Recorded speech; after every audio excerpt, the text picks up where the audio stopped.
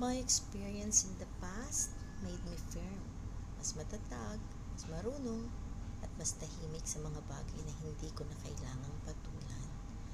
I've learned that when people try to pull me down, I don't have to go down with them. Whatever they do na masama, I leave it in God's hands.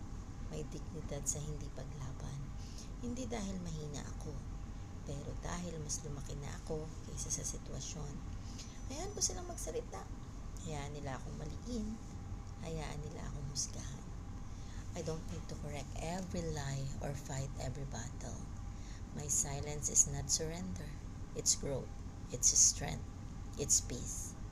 Karma isn't revenge. It's alignment. What I give comes back to me in the right season.